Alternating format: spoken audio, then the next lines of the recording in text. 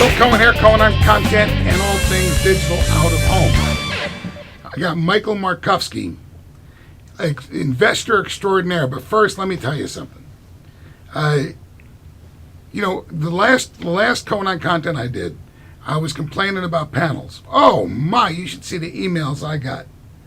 All right, I'm not complaining about all panels. I'm only complaining about the panels where it seems like everybody's saying the same thing. You get it? All right, but that was my rant on panels, and I said I'd get Michael Marcovsky back because we had the Strategy Institute Investors Conference on Digital Signage in New York, and Michael was there.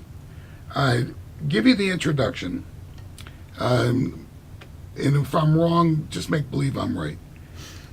Michael would come out of cable originally. Well, it wasn't even cable. You were originally broadcasting. Yeah, broadcasting into the Q experiment. Cube. The Warner Cable. Right. Bidirectional 30 channels. How can we deal with that many choices experiment? Right. It's like that was cable before cable was cool. Michael got into with video on demand and pay-per-view. That's right. You kind of started that up for people like Disney and what have you. That's right. Started investing in things like the brand new cellular telephone business. You've seen Michael at the conferences walking around with a little notepad, kind of skulking from corners, watching who's spending his money. You went from the pay-per-view business into investing in the cellular business, and then buying and selling cable networks. Yes. And then buying and selling or investing in ISPs. Yes. And now you've been investing in the digital out-of-home industry for 7-8 years? Yes. Bought, not sold. Bought, not sold. Good, we like that. What are you seeing right now? First, we had a whole bunch of investors come into the industry back in 02, 03. A lot of them aren't in our business anymore. Then again, a lot of networks that started up aren't in our business anymore. What are you seeing going on now? Why are you still in our business? And what have you, more importantly than what you've invested in, what have you turned down in the last couple of years and why?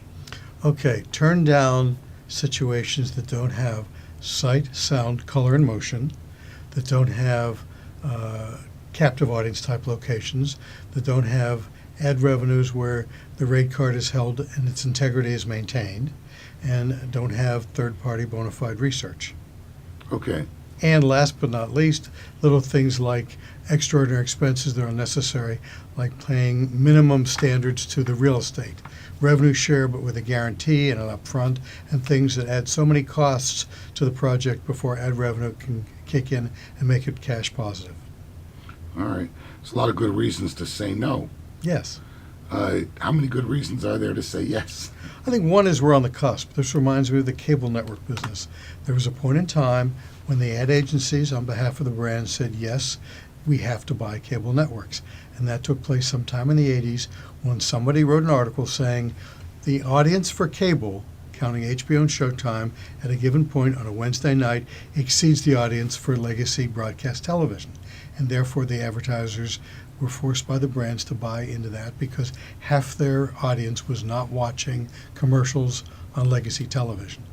We're waiting for that event in the out-of-home advertiser-supported industry where the advertisers say to the agencies, it's time to buy because a lot of my commercials aren't being watched on broadcast and cable because of personal video recording.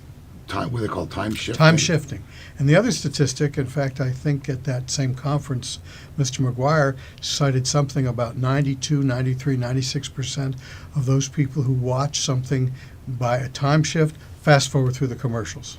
The fellow from Starcom, the president of investments or CEO investments, something, he was talking about having to do something with those. But you look for that.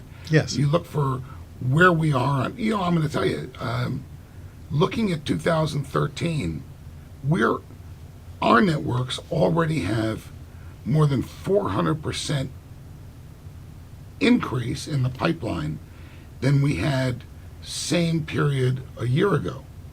I'm not saying that would you call it the dam, what? On the cusp, On the dam's about to break, all those dams are- phrases? I don't know about that, but it looks like we're really coming into our own now. And I don't know about this TV bucket that they talk about, that take the money out of the TV bucket. Is anybody doing that? I think it depends on what the agency is, what the client is. The point is to look at this medium and saying it's more effective. Let's take your networks, for example. I have actually seen your research that shows recall. Tremendous recall compared to conventional TV or even special things like the Super Bowl. That's what an advertiser should look for. We're out of the impressions game. That was my era when I was coming up in broadcasting. How many eyeballs were watching? Maybe a little demographic aspect. Now it's really recall or effectiveness. That's what they're looking for. That's where the revenue comes from. So if there's somebody, I know you don't do startups, but there's somebody out there that's maybe at the proof of concept stage, or at, okay, we're cash positive, but now we need money to grow out our network, or to acquisitions. What's going on in that? And in all of those areas. And how's your checkbook looking at those?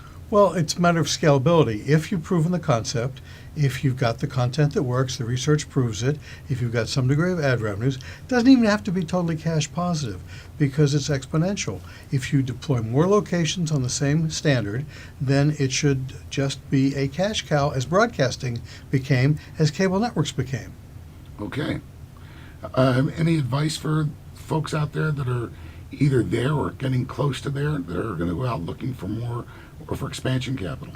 I think it's a matter of if you have a right story, the right people, management who knows what they're doing, and you've avoided all the pitfalls, all the mistakes of doing the wrong expenses, paying for the real estate, or thinking you can take any piece of content and use it. Reminds me of the early days of cable networks where people said they want pictures that flicker. Anything goes. It's not true. The content is what drives the consumer involvement. The consumer involvement is what drives the recall. It's pure and simple. It's a formula. And the recall is what gets us the CPM, and that's what separates the profitable from the failed networks. And hold your rates. Yeah. Don't give it away. Even if you run with empty avails, it will work for you. If you start discounting, you'll never recover.